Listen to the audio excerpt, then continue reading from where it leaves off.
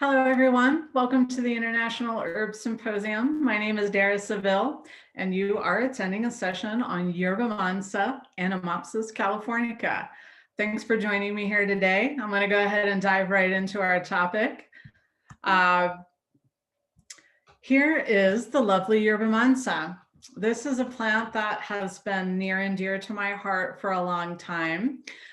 You may be joining me for my other session here at the Herb Symposium on restoring native medicinal plants to public lands, in which I discuss the Yerba Mansa project. So I hope you'll join me for that as well. Just to get started, I'd just like to say a few things about how special this plant is.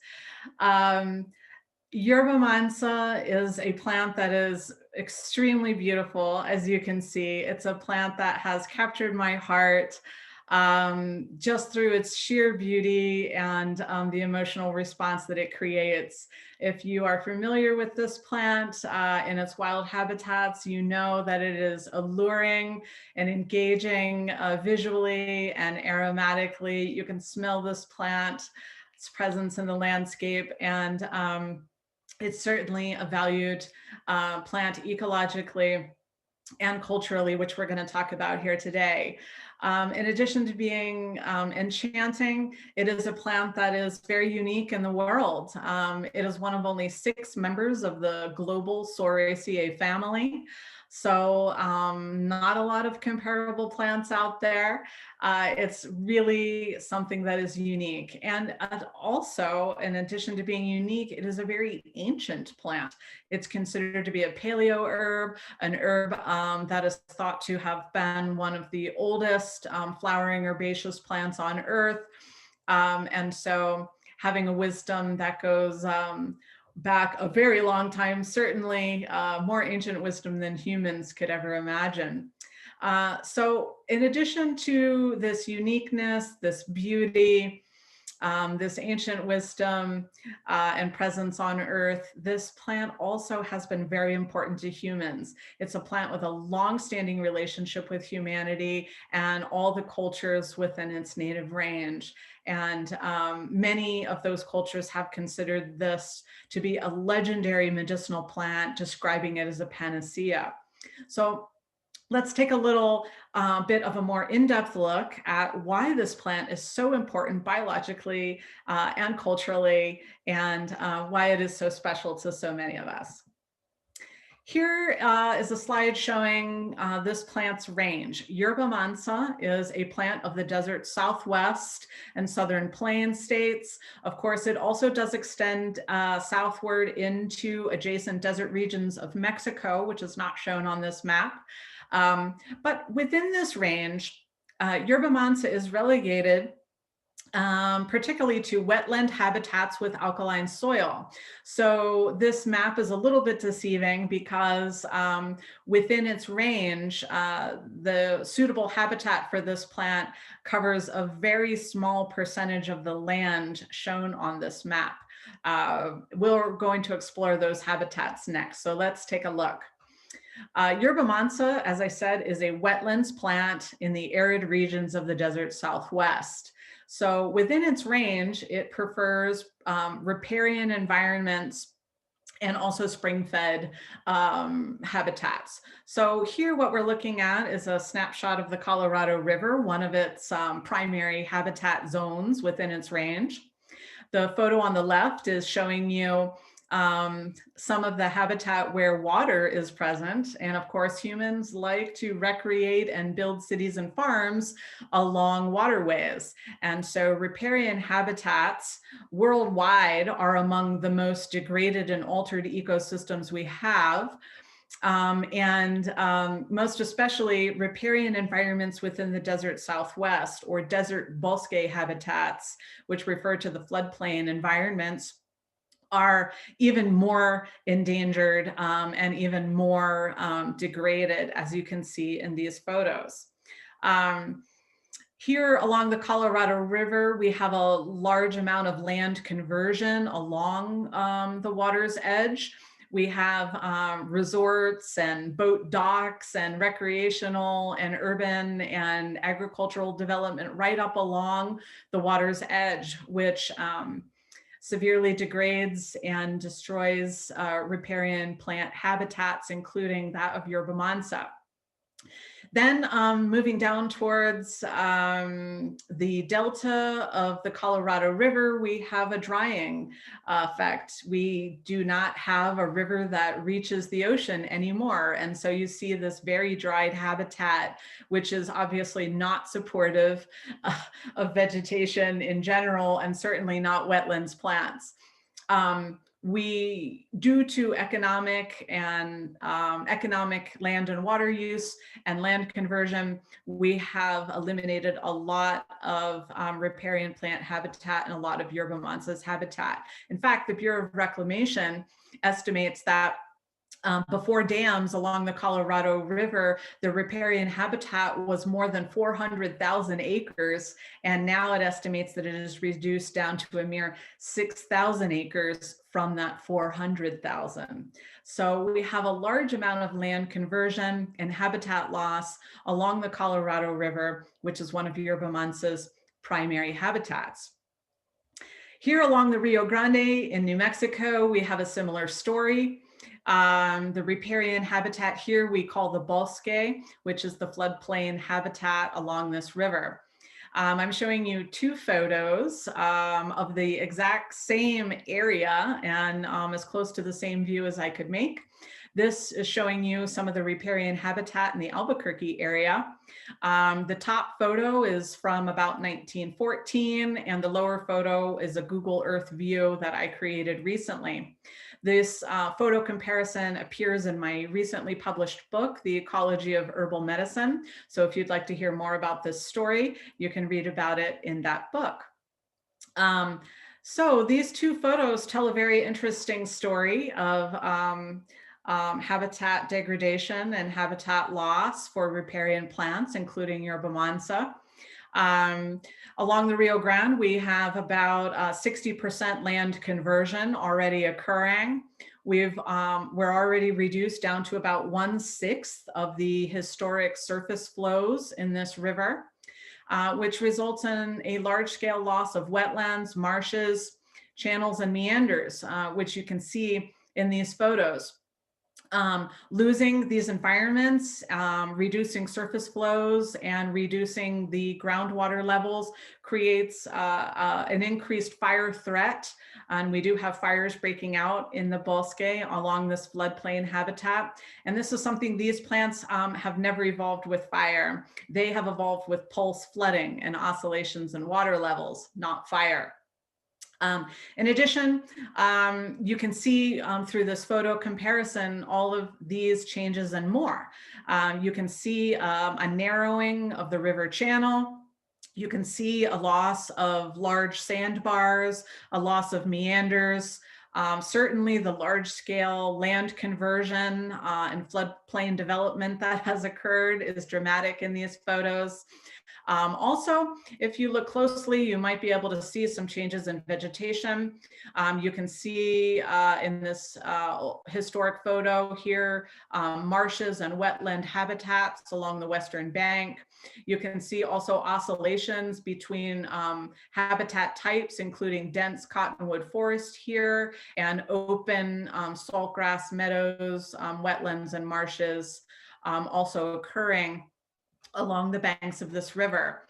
And certainly many of those features have been lost in the modern era, which you can see in the lower photo. All of these changes, these flood control measures, the dams, the water diversion, the groundwater pumping have created the changes I've just described, but they have also made significant changes to the vegetative communities. We have a large-scale loss of keystone species such as cottonwoods and willows, reduction of companion plants that rely on surface flows and groundwater levels such as Yerba Mansa and many others. And in addition to this loss of keystone species, we also have the widespread invasion of non-native invasive species replacing the native plants. Um, on top of these changes that have already occurred and are continuing to occur, we also have the layered effects of climate change. For our area here in central New Mexico, where Yerba Mansa finds its habitat, we are expected to have 14% less water by the 2030s and 30% less water by the 2080s. Considering that we're already down to 1/6 of our surface flows, these additional water losses will have a significant impact in the coming decades.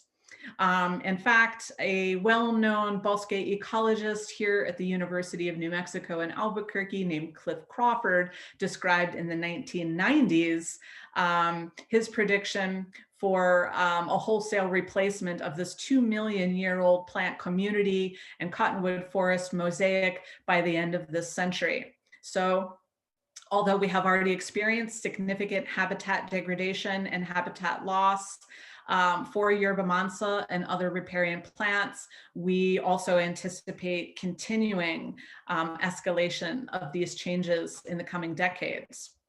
As I mentioned, the widespread intrusion of non-native invasive species is a significant concern as it replaces native plant communities and actually alters the habitat as these plants create monoscapes in some cases. You can see in the photograph here on the right, provided by the Fish and Wildlife Service, an expansive monoscape of tamarisk or salt cedar, which is a non-native invasive tree, which is common across the riparian habitats of the Western states. You can see that it is creating a reduced biodiversity environment, and it is replacing the ecological mosaic and the diverse plant communities that once existed there, which in this photo you can see cottonwood forests with oscillating saltgrass meadows, which would be part of the natural plant mosaic here, which is gradually being replaced. The photo on the left shows you another view of what this landscape looks like today. What you're looking at are these metal structures called jetty jacks, which were installed in order to help control floods that would occur in this area and to help protect the urban and agricultural infrastructure. And these jetty jacks no longer serve any function because we have so many dams and other environmental controls to stop flooding, and yet they remain because they are embedded within the forest structure itself, and now they are difficult to remove. So we have all of these aspects of habitat degradation, habitat loss, which are already significant and expected to intensify in the coming decades. Yerba Mansa, in addition to making its home along riparian floodplains of the Southwest, also likes Cienega habitats, which are essentially spring-fed bog environments. So these are critically endangered habitats, which have been described by botanists as being universally threatened across the Southwest and severely degraded habitats. So Yerba Mansa, which you see here in the left-hand photo at the edge of one of these Cienega habitats, does like these areas with high water tables, but again, due to groundwater pumping, these are critically endangered habitats, which Yerba Mansa relies on to find essential place to live away from riparian corridors, widening its plant population and distribution within its range. So now that we have a little bit of understanding of what Yerba Mansa's habitat requirements are and the threats that its critical habitats face, let's talk about wild populations. We have little systematically collected data about Yerba Mansa population change throughout its range, but we do have some environmental documentation, observations that have been recorded that help give us a little bit of insight into how these populations have changed over time. We know that Yerba Mansa spreads rhizomatously and stoloniferously when its habitat conditions are met, which primarily relates to water and moisture levels. Again, dependent on surface flows and high water table to reproduce. When those conditions are met, we have a wide-spreading plant that can form vast expanses of ground cover. And that is what we have heard historically documented about this plant. When we look back at those historical surveys, going back as far as we can, here in central New Mexico, there's an excellent couple of botanical surveys done by a botanist named Watson, who in 1908 and 1912 documented botanical communities in Bernalillo County, which is here in central New Mexico, where Albuquerque is located. He described in the early 1900s plant communities here in the riparian corridor that were dominated by cottonwoods and Yerba Mansa meadows. Again, he described those as dominant plant community types that were exceedingly common and forming vast expanses of turf. We certainly do not see that today. Yerba Mansa meadows are no longer dominant or exceedingly common in our valley. Moving on in time, in 1949, the ethnobotanist Leonora Curtin described changes in Yerba Mansa populations in the Pima Reservation in Arizona. She said that Yerba Mansa populations were rapidly disappearing from the reservation due to groundwater pumping. That was 70 years ago. And then more recently in 2003, researchers named Adams and Lemos described the effects of coastal development on Yerba Mansa communities in California. And they observed that Yerba Mansa had disappeared from marine estuaries due to this land conversion process. More recently, in 2011, the herbalist Charles Kane described this process as well and articulated his observations. He said that Yerba Mansa was locally abundant but isolated in its distribution. He said, in fact, quote, "Vast expanses stretching for scores of miles were once reported for this plant. Due to today's much lower water table, these great Yerba Mansa swaths have been reduced to isolated pockets." That is an observation that corresponds with my own observations in my area here in central New Mexico, where I see most commonly small isolated pockets of Yerba Mansa.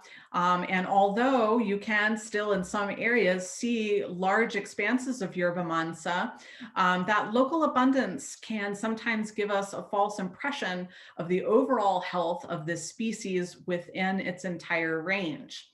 As Kane stated, you can see large stands of Yerba Mansa, but these populations are becoming increasingly isolated from one another and threatened due to the habitat changes that we've already described and the climate change predictions for the future. So these concerns about wild Yerba Mansa populations are something that, although they are not systematically recorded, are something of concern for people who are keeping their eye on these things. And this isolation of Yerba Mansa populations creates an additional concern that as this plant experiences habitat pressures, most especially the drying of its environment and rising temperatures coinciding with that, there are concerns about the ability of this plant to adapt to future environmental change as populations become isolated from one another. Now, moving along, let's talk about Yerba Mansa ecology. What does this plant do every day in its natural environment, living its life? What work does this plant do? Well, it does a lot of important things. This plant has evolved in an environment that was historically a very wet, boggy, slow-moving environment. And the roots and rhizomes of this plant move through the soil in such a way that it aerates the soil and changes the soil chemistry in the favor of the growth of other native plants.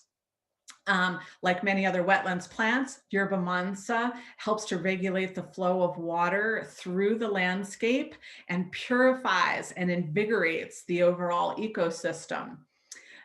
These features and this work and activity of Yerba Mansa and its ecosystem are important. We're going to return to this as we discuss the medicine of Yerba Mansa in modern clinical applications. But for now, it's important to note that Yerba Mansa does play an important ecological role. And this photo that you're looking at here shows a little bit of its contribution to this mosaic of habitat types along riparian corridors of the Southwest. They are contributors to the resiliency of these environments by adding to the biodiversity and the diversity of habitat types. Here you see a cottonwood forest merging with a saltgrass meadow, merging with a Yerba Mansa stand. And so you can see the transition of environments that occur that help to make this ecosystem resilient. Now, Yerba Mansa has a fascinating and long history with humans, as I mentioned earlier. Yerba Mansa is legendary and extremely highly regarded by all the cultural groups within its native range. Thankfully, we had the foresight of some ethnobotanists and ethnographers to ask questions and write down the information that indigenous groups had for many medicinal plants, including Yerba Mansa. And the generous sharing of these groups helps to inform our understanding and uses of this medicinal plant. We have a variety of ethnobotanical documents that have been provided by numerous cultural groups across the Southwest, including the Chumash, the Navajo, most of the Rio Grande Pueblos, the Paiute, the Pima, the Papago, the Shoshone, and many other indigenous nations of California, the Seri people of Mexico, and many other cultural groups shared their knowledge with people who were interested in learning. And that is the foundation of much of our knowledge about this plant. So we're very grateful for the willingness of people to share their knowledge. These people who knew this plant and have been working with it for innumerable generations described uses and preparations with far-reaching applications in health and well-being of people. They described uses and preparations mainly in producing or preparing teas and also topical preparations. So the teas were commonly made out of roots and consumed internally and also used for topical preparations. Roots were also chewed, and leaves and aerial parts were powdered or applied topically as plant poultices as well. These preparations were used most commonly for purification properties, also for respiratory applications and for wound care treatments. Additionally, indigenous people used Yerba Mansa for urinary tract treatments, for venereal diseases, for arthritis and muscular aches and pains, menstrual cramps and foot aches, any kind of bodily aches and pains. Yerba Mansa was a favorite remedy. Also stomach aches and constipation and digestive upsets, tooth infections. Yerba Mansa has really good antimicrobial and anesthetizing properties for that application. Also used for coughs and severe respiratory ailments, including tuberculosis and pleurisy. Also in a variety of topical applications for swellings, ulcers, burns, and a variety of different kinds of wound care treatments. So you can see that Yerba Mansa was very highly regarded because of its all around usefulness and ability to treat a wide-ranging number of common maladies. Yerba Mansa came to the rescue and became a favorite medicine for people across the desert Southwest and Mexico. When we had the migration and movement of people, Spanish-speaking communities coming up into the territories of the Southwest, these people formed communities in New Mexico, Arizona, California, and other regions, other areas of the region. And these Spanish-speaking communities adopted many of the pre-existing traditional uses and incorporated it into their existing well-developed herbal traditions. Layering on top of that came the migration of Americans who were coming westward, looking to settle into this new territory. And of course, people were interested in learning about the uses of medicinal herbs of this region that was new to them. And with that, there were physicians and medical practitioners who settled in the Southwest and began learning from the indigenous people about how to use these native plants, and especially Yerba Mansa, which was so highly regarded. In the late 1800s, we began seeing in eclectic medical journals and presentations the popularization of Yerba Mansa in a new cultural layer, in a new cultural tradition. In 1877, there was a physician by the name of W.H. George, who in California wrote in the Eclectic Medicine Journal about Yerba Mansa, and he in fact provided the first sample of this plant to the Lloyd brothers.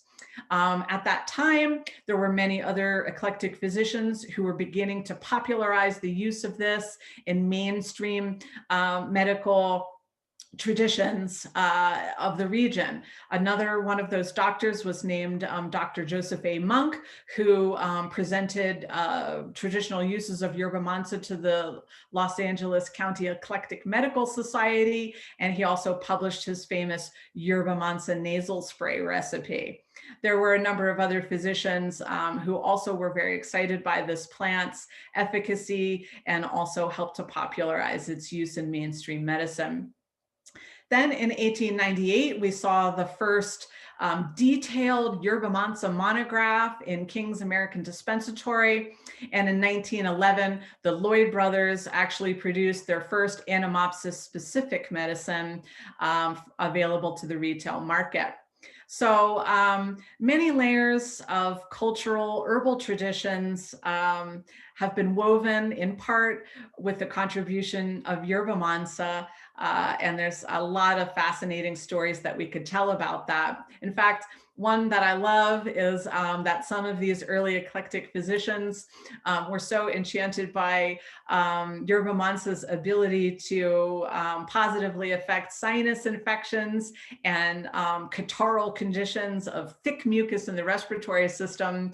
There were stories of Yerba Mansa challenges in which these physicians encouraged people to bring their catarrh and bring their thick mucus to meet the Yerba Mansa challenge. And of course, the story goes that Yerba Mansa always prevailed in being able to effectively expectorate this thick mucus. And that became perhaps Yerba Mansa's most famous use, which also helped it to spread beyond the Southwest in herbal medicine applications. I'm sure that at least some of you outside of the Southwest do use Yerba Mansa in your herbal practice, and that might be the origin of that. So there's a lot of fun stories about Yerba Mansa and people being very excited by the importance and the effectiveness of this plant in helping to heal a variety of conditions. Let's move on, talk a little bit about some of the recent explorations of this plant and new things that we have learned that we can layer on top of this traditional knowledge and this long history of use and relationship with humans. More recently, there has been some scientific research done on this plant, which confirms some of those traditional uses and also expands the uses of this plant, Yerba Mansa. Um, Recent studies confirm the antimicrobial efficacy of this plant, particularly its antibacterial and antifungal properties. Studies have shown that there is a lot of potential use for this in cancer treatments. There were several studies suggesting that Yerba Mansa is anti-proliferative and anti-mutagenic in cases of cervical, endometrial, breast, and colon cancer. So that is an exciting new potential application of this herb. In addition to that, we have phytochemical analysis, which began with the Lloyd brothers in the late 1800s with that sample given to them by Dr. George. But has been continued in depth in more recent decades. We have discovered three main medicinal constituents: piperitone, methyleugonol, and thymol, accompanied by an array of other phytochemical compounds that have been identified, many of which are also medicinal as well. On top of that, Yerba Mansa is known to host a variety of endophytic organisms, also producing medicinal compounds which can add to the healing properties of this plant. So a lot of fascinating research layering on top of that traditional knowledge, which reaffirms the uses we've always known and loved, but also expands our understanding and potential uses of this plant. Now, here's a little snapshot of some of the roots, which are the most commonly used part of this herb in herbal medicine making. On the right, you see this plant being wildcrafted from some thick bosque soil. It's a little meditation that I undertake and trying to excavate these roots and rhizomes from this very tenacious soil. On the left, you can see some of the rhizomes and roots that have been cleaned up. They're on my kitchen table, getting ready to be chopped up and turned into herbal remedies. So in modern clinical applications, we are building a lot on the previous uses, which I've already described, building on that traditional knowledge. The current uses are heavily shaped by past uses. I like to prepare Yerba Mansa roots for tea and also for tincture and for topical preparations. For tea, I like to dry the roots, and a little tea goes a long way. It has a very strong medicinal flavor, I associate that with healing and wellness. Maybe not everyone will have that same association. So you can also prepare it as a tincture. But the tea I find most especially effective when needing to expectorate thick mucus from the respiratory system. I find it the best form of herbal medicine for that particular use. Also, it's warming. Aromatic vapors can be very decongesting to the respiratory system in general. If the tea doesn't go down that easily, you can also prepare a tincture. I like to dry the roots and prepare a tincture with about 70% alcohol and 10% glycerin, and the remaining portion as water. I like this ratio because I like to extract a lot of the aromatic properties, but I also like the glycerin to help prevent precipitants from settling in the bottom of the tincture, which oftentimes happens with Yerba Mansa. So adding a little bit of glycerin can help produce a nice finished tincture. I don't really mind a little bit of precipitant in my tincture personally. It kind of reminds me of the bosque habitat where I harvested these roots with this thick clay-like soil. and the dusty, dirty environment of living in the desert, you know, I feel like it's captured in the bottle when that happens, but not everybody likes that in their tincture. So I encourage using a little bit of glycerin to make a nice tincture without precipitants in the bottom. In addition to that, you can make topical preparations. I like to grind and powderize the roots and apply them as a paste or mix it with clay for that purpose. It's a great anti-inflammatory, antimicrobial for all kinds of surface treatments, inflammations, and infections of the skin. Also, you can use aerial parts. The aerial parts are very anesthetizing and also antimicrobial and anti-inflammatory, though not as strong as the roots, but they do make a nice infused oil, salves, and creams for topical applications and skin inflammations. You can also use the leaves as a plant poultice. They're perfect for that. They're a great size and shape for plant poulticing, so I recommend that as well.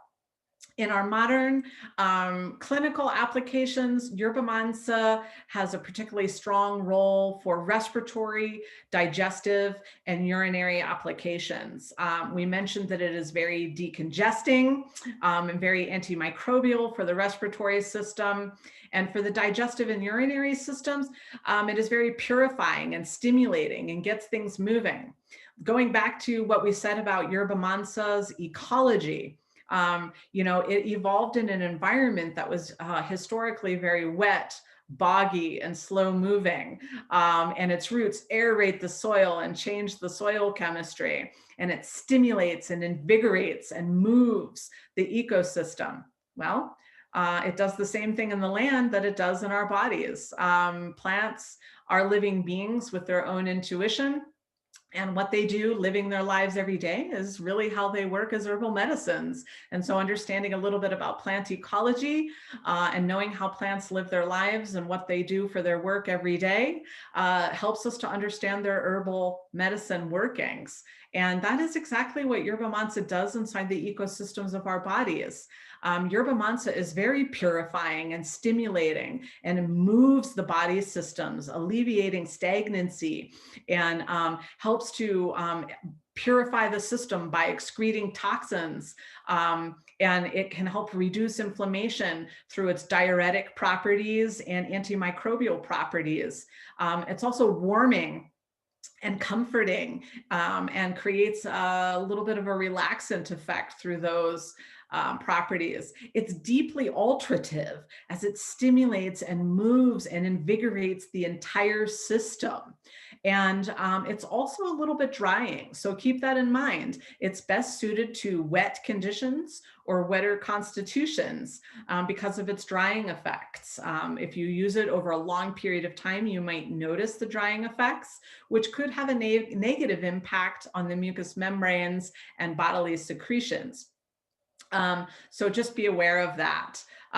Yerba Mansa is also tonifying to the mucous membranes, can help to reduce microbial infections and change the ratio of wet to dry in the mucous membranes. And so can be very useful as a preventative and also for treating active conditions.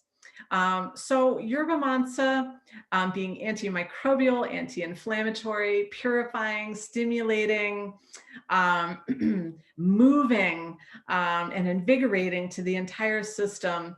Its deeply alterative medicinal workings are highly valued for a long list of medical conditions and ailments, and it's just we can see why it is so highly revered by so many people across its range, and is so useful for so many treatments. So that's a little bit about how you might work with Yerba Mansa in your clinical practice or in your home healthcare practice. Yerba Mansa is certainly an herb I would like to have dried on hand, ready for tea making, an herb that I would like to have prepared as a tincture for formulating for a variety of conditions, and also having those roots on hand to grind up and apply topically Yerba Mansa is going to serve you well in a variety of different needs in your clinical or home herbalism practice. Let's move on here to also talk about cultivation and wildcrafting. We've talked a lot today about threats to Yerba Mansa's habitat, the degradation and pressures that it's already facing in terms of its habitat health. And also we've discussed how we can anticipate those threats and degradations to continue and to escalate in the future. Given that, along with the popularity of Yerba Mansa within its range and beyond, cultivating Yerba Mansa is something we should discuss, especially for mass marketing of herbal products. We don't want to contribute to habitat degradation or population pressures in the wild. That being said, wildcrafting of Yerba Mansa is a time-honored tradition in the Southwest and is something that I do encourage people to continue to engage in. It is something that herbalists do to connect with their land, where they live, and to connect with plants and to connect with our ancestral traditions. So I do encourage wildcrafting of Yerba Mansa in places where there are healthy, vibrant stands, and to also be aware of changes that might be occurring to local populations in your area, which could be unfolding over longer periods of time. So cultivation is definitely a worthy discussion. We know that Yerba Mansa is easy to cultivate. If you're a gardener in the Southwest growing it, you know how easy it is to grow and establish a nice, beautiful stand on your property. All it needs is some water. If you can give it water, it's going to do well. We've already discussed how it spreads rhizomatously and stoloniferously, so it will form a large area of ground cover if it is given adequate water for establishing and maintaining the stand. We also know from some scientific studies on large-scale agriculture with Yerba Mansa that farming of Yerba Mansa can produce large crop yields per acre.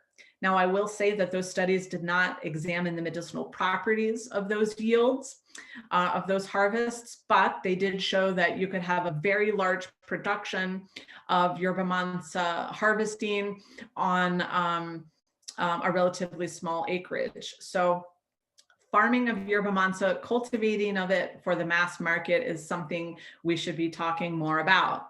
Also, wild stands of Yerba Mansa, like many wetlands plants, Yerba Mansa is known to absorb arsenic and other heavy metals from the environment. So cultivating Yerba Mansa can reduce that pollution, contamination concern of harvests, especially if it's an area where mining has been done upstream, or where we have a lot of agricultural runoff or other contaminants that could be mitigated through cultivating this plant. Also, interestingly, we have some studies that show identical phytochemical profiles for wild parents of Yerba Mansa and greenhouse grown clones of those parents. So we have a plant species here in Yerba Mansa, which does show a high degree of similarity phytochemistry wise with wild and cultivated crops. I have more to say about that here in just a second, but for those who are growing it and cultivating it to sell as an herb or for mass production of herbal products, that is good news.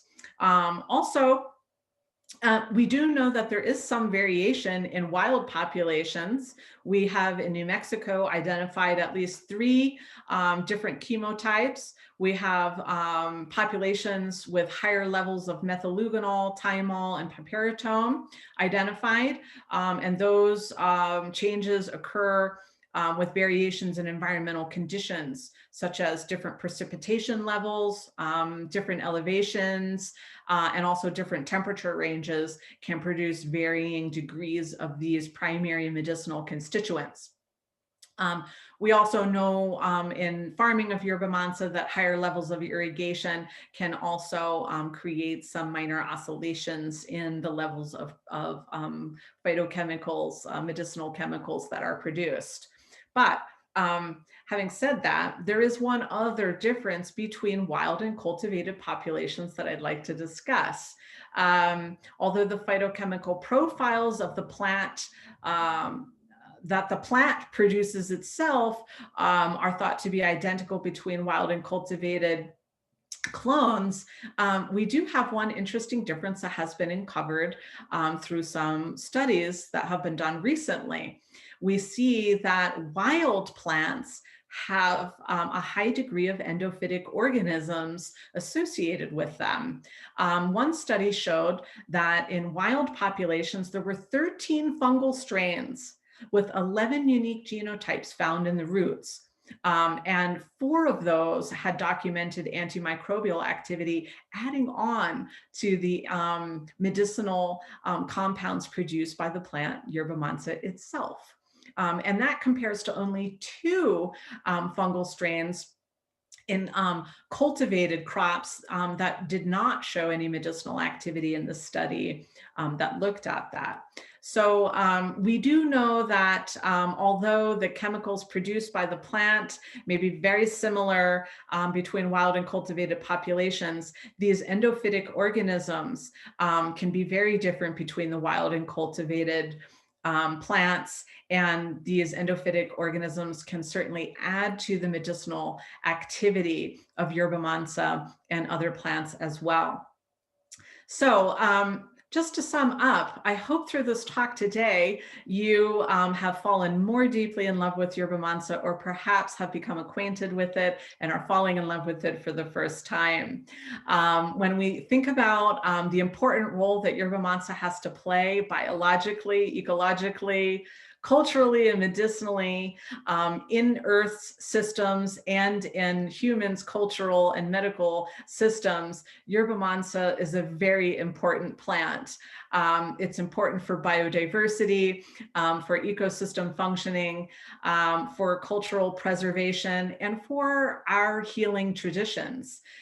Yerba Mansa is a plant that is experiencing a high degree of ecosystem degradation and habitat threats. So it's important for us to keep our eyes out on changes that are occurring locally, and to document those changes and to share those changes with others. And also to develop more conservation measures and restoration of critical habitat areas, and to keep our eye on local populations and to see what might be happening in those areas. And also, Yerba Mansa provides us this opportunity to honor our cultural heritage and the rich diversity of the knowledge base that comes from Yerba Mansa and the story of the connection between Yerba Mansa and people. We know that story is very potent and has an enduring history and is dynamic and is continuing today. And we are part of that story as people who are land and plant conservationists, as people who are carrying on herbal traditions and sharing them and teaching them with others.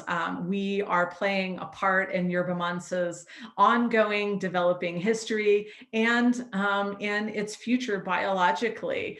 We have an important role to play in both of those regards. And so I hope that you now know more about Yerba Mansa than you ever thought you might know, and we'll encourage you to incorporate this herb into your clinical practice or your family or community herbal practices, and to know this plant deeply and to love it and respect it, and to help care for it and look after it in this changing world. I thank you for joining me today for this session on Yerba Mansa here at the International Herb Symposium, and I hope you'll join my other session on restoring native medicinal plants to public lands. Thank you very much.